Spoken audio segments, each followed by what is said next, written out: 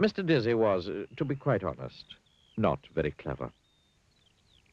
If you were to ask Mr. Dizzy what was the opposite of black, he'd say, the opposite of black is, pink. He lived in a house on a hill, which he'd built himself. A not very clever house. One of Mr. Dizzy's problems was that he lived in a country where everybody else was terribly clever. Clever land. Even the birds were clever in clever land. Everything and everybody in Cleverland was clever. You'll never see a worm reading a book anywhere else but Cleverland. Poor Mr. Dizzy. Everything around him was so clever that it made his head spin. One morning, Mr. Dizzy was out for a walk and he met a pig. "What's big and has big ears and a trunk?" said the clever pig to Mr. Dizzy. A mouse," said Mr. Dizzy. The pig laughed sarcastically at Mr. Dizzy and went off, shaking his head. Then Mr. Dizzy met an elephant, a clever elephant. What's small and furry and likes cheese?" the elephant asked cleverly. A pig," replied Mr. Dizzy. The clever elephant laughed down his trunk. Pig.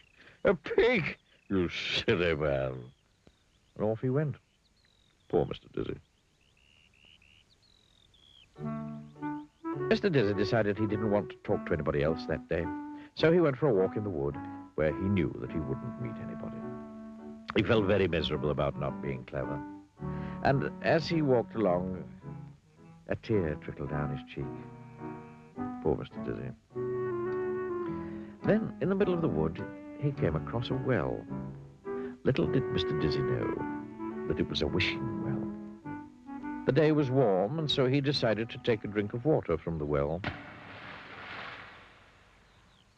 Mr. Dizzy drank deeply, but he was still unhappy. "Oh, I do wish I could be clever," he sighed.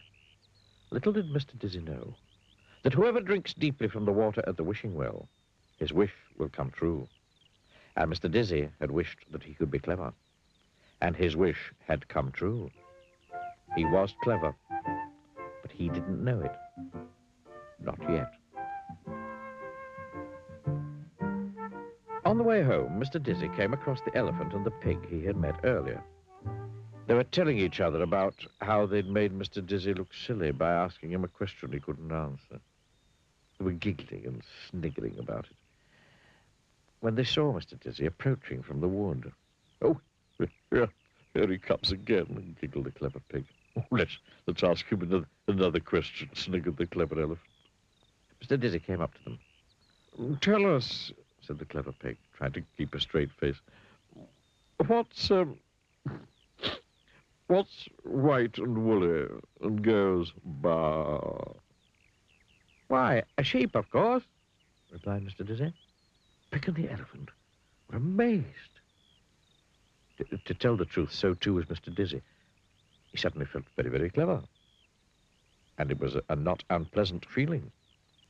"Tell us," said the clever elephant, "what has 4 legs, a tail, and goes woof?" "Well, that's easy," replied Mr. Dizzy. "A dog, of course." The clever pig and the clever elephant couldn't understand how Mr. Dizzy had become so clever in one morning. Mr. Dizzy couldn't understand how he'd become so clever in one morning. But you know how he'd become so clever in one morning, don't you?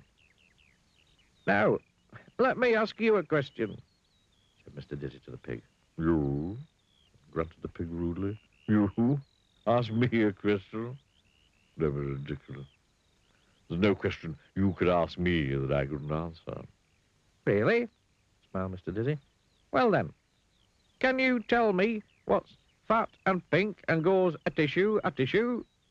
"What's fat and pink and goes tissue, tissue?" repeated the pig, looking worried.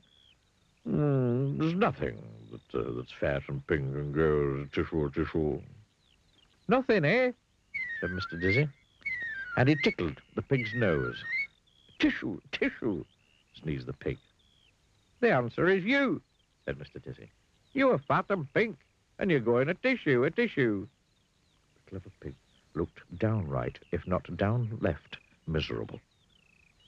Mr. Dizzy turned to the elephant, who, incidentally, had stopped sniggering. Now, said Mr. Dizzy, let me ask you a question. What's large and goes dobbit, dobbit? What's large and goes dobbit, dobbit, repeated the elephant, looking worried. There's nothing that's large and goes dobbit, dobbit. Oh, yes, there is, grinned Mr. Dizzy. There certainly is something that's large and goes dobbit, dobbit. And he tied a jumbo knot in the clever elephant's trunk.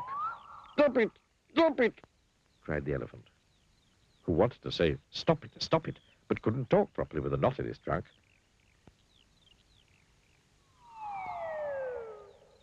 Mr. Dizzy grinned and went home.